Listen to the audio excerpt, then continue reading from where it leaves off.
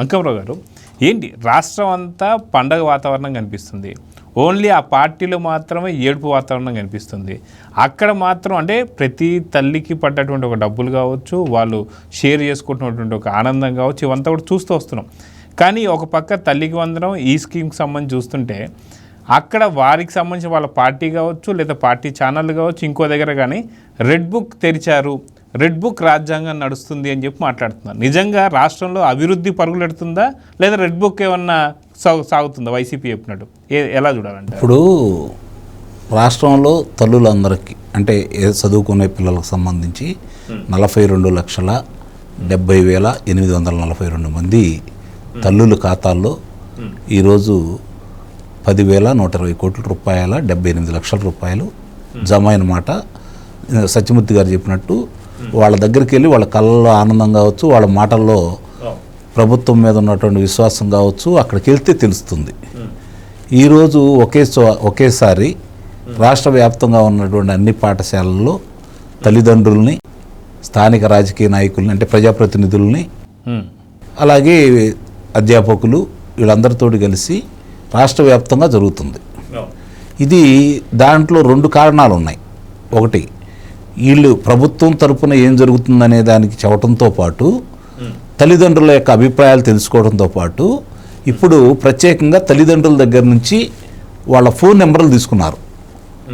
దానివల్ల ఏంటంటే మా పిల్లగాడు ఉంటాడు, వాడు ఇంట్లో బయలుదేరి స్కూల్కి వెళ్తున్నానని చెప్పని వెళ్తాడు, వాడు వెళ్ళడు. ఉదయం పూట ప్రార్థనా సమయానికి రాలేదనుకోండి, చూస్తాడు ఒకవేళ ఏదైనా వస్తాడని. మొదటి పీరియడ్కి రాకపోతే ఎమ్మన్నే హెడ్ మాస్టర్ గారు లేకపోతే దాన్ని మించిన పంతులు గారు ఫోన్ చేస్తారు నాకు, అయ్యా మీ అబ్బాయి రాలేదు, ఒకసారి ఏంటో కనుక్కోండి అని చెప్పని. 67,42,000 మందికి ఈరోజు నిన్న మొన్న కలిపి ఇంతమందికి తల్లికి వందనం అనేది పడింది. ఈ డబ్బులు నాకు రాలేదని బాధపడుతున్నారు. వాళ్ళ బాధ అర్థం చేసుకోండి. జగన్మోహన్ రెడ్డి ఈ డబ్బులు పిల్లలకి ఇటువంటి పోనీ నాలాగా చంద్రబాబు నాయుడు గారు బటన్ నొక్కట్లేదు, పెద్ద పెద్ద సభ ఏర్పాటు చేయట్లేదు, జనాలను తోలుకు రావట్లేదు, ఈ చేయటువంటి నాకు అర్థం కావట్లేదు. నా పేపర్కి యాడ్లు రావట్లేదు కదా. ఇప్పుడు 800 కోట్ల రూపాయల యాడ్లు ఇస్తే అన్ని పేపర్లు కలిపి ఆ ఒక్క పేపర్కే 382 కోట్ల రూపాయలు ఇచ్చారు. 42%. దానికి ఒక్కడికి అందిని వీళ్ళు చేసుకుంటూ వెళ్తున్నారు. కనీసం నా పేపర్కి కూడా వీళ్ళు ప్రకటనలు ఇవ్వట్లేదు ఏంటి? ఇంత పిసినారాయలు అయిపోయారేంటి? జనం పెడితే ఏమొచ్చింది? మనం కదా తినాల్సింది, మనం కదా బలవాల్సింది. ఈ బాధ తప్ప రాష్ట్రంలో జరుగుతున్నటువంటి అభివృద్ధి గురించి కావచ్చు, లేకపోతే ఒకేపు చూసుకుంటామంటే పోలవరం కనపడుతుంది. ఈ మధ్య రాశారు 6,000 కోట్లు మాత్రమే, వాళ్ళ పత్రికల్లో 6,000 కోట్లు మాత్రమే పరిశ్రమలు వచ్చినాయి. 1,128 పరిశ్రమలు వచ్చినాయి. 1,128 పరిశ్రమలు వచ్చినాయి ఇప్పటి వరకు. ఇప్పుడు 1,00,000 కోట్లు 5 ఉన్నాయి. ప్రధానమంత్రి గారు వచ్చారు, స్వయంగా ఆయన చెప్పాడు ఎంత విలువైంది అని చెప్పని. మొన్న ఆశ్చర్యపోయాడు రామ్నాథ్ సింగ్ గారు వచ్చి 37 రోజుల్లో ఫైటర్ జెట్ విమానాలు హిందూపురంలో అంటే విడిభాగాలు కావచ్చు ఇది తయారు చేసేదానికి 37 రోజులు అనుమతులు తెచ్చుకున్నారు. వాళ్ళకి కావాల్సిన మొత్తం ఇచ్చేసి తెచ్చుకున్నారు. ఈ విధంగా చేసుకెళ్తే అసలు మామూలుగానే 11 సీట్లకు అయిపోయాం మనం. మనకు పుట్టగతులు ఉంటాయా?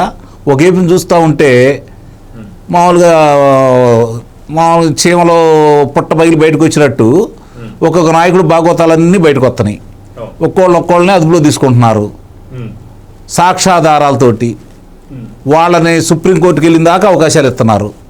అలిసిపోయి ఇక్కడ వాళ్ళు ఇంకో దానికి కూడా బాధపడుతున్నారు. ఎమ్మన్నే మమ్మల్ని కనుక అరెస్ట్ చేస్తే మాకు ఈ గొడవ ఉండదు కదా, మళ్ళీ మేము సుప్రీంకోర్టుకి వెళ్ళి మళ్ళీ న్యాయమూర్తిని పెట్టుకొని ఈ డబ్బులు కూడా వదిలిస్తున్నారు. వీళ్ళు జైల్లోకి పెడుతున్నారు, అక్కడ రావట్లేదు, ఇక్కడ అవకాశాలు దొరకట్లేదు. ఎట్టా వీళ్ళతోటి అనే బాధ అసలు వాళ్ళ స్పష్టంగా కనపడతా ఉంది. అందుకనే ఎప్పుడు ఏం మాట్లాడుతున్నారో అర్థం కాని పరిస్థితిలో వాళ్ళందరూ తేపకొకళ్ళు వచ్చి బయటకు వచ్చి మాట్లాడుతూ ఉన్నారు. డిఎస్సి కళ్ళ ముందు కనపడుతున్నాయి.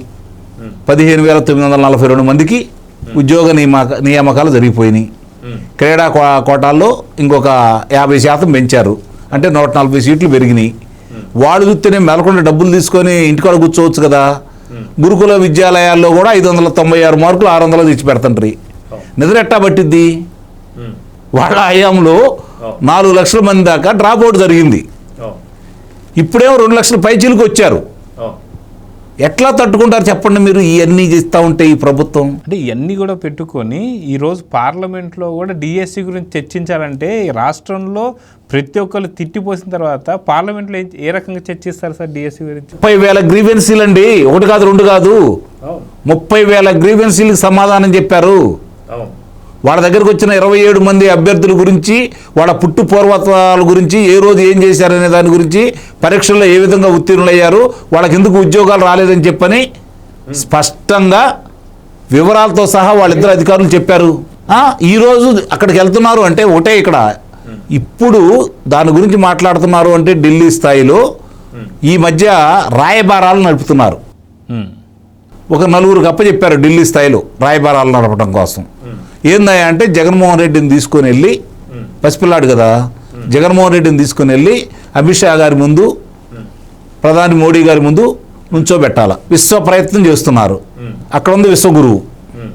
ఒకనాడు ఏం జరిగిందో తీసి పక్కన పడేస్తే ఈరోజు దాని పోయే గంపని మనం తగిలించుకున్నట్టుగా, లేదంటే బురదగుంట పక్కన ఏదో ఉంటుందిలేండి, ఆ పదం నేను ఉపయోగించను, కానీ ఆ పక్కన వెళ్ళి అది ఏంటంటదో అందరికీ తెలుసు, తనకు ఎందుకు అంటించుకోవాలన్న ఆలోచనతో ఈరోజు వాటికి దూరంగా ఏ విధంగా అయితే వెళ్తారో వైఎస్ఆర్సీపీ పార్టీ అనే దాని గురించి ఈరోజు దగ్గర కూడా రానియకుండా వాళ్ళు చేసుకుంటూనే ఉన్నారు.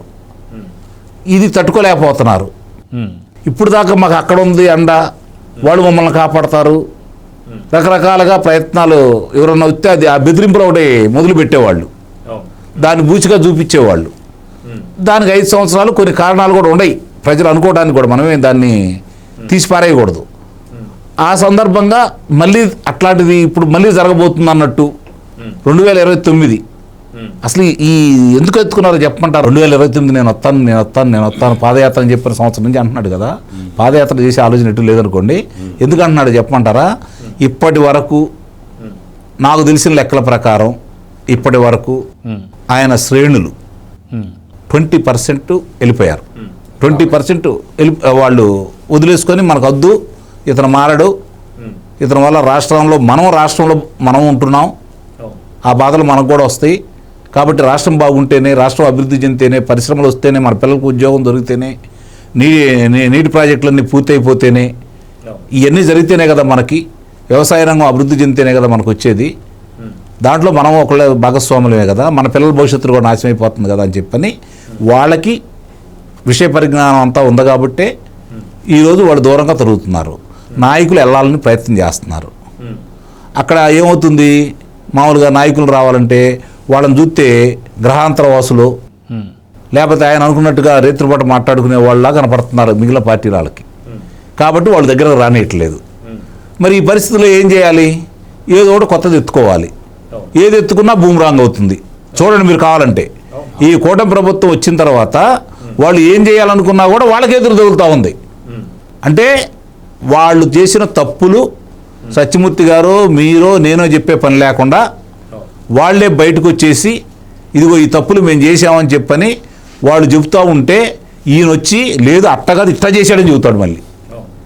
అంటే మరి పొరపాటు వాళ్ళు బయటకు వస్తారేమో, ఐఎస్ఐ మార్కు ముద్ర వేసేస్తూ ఉంటాడు అనమాట.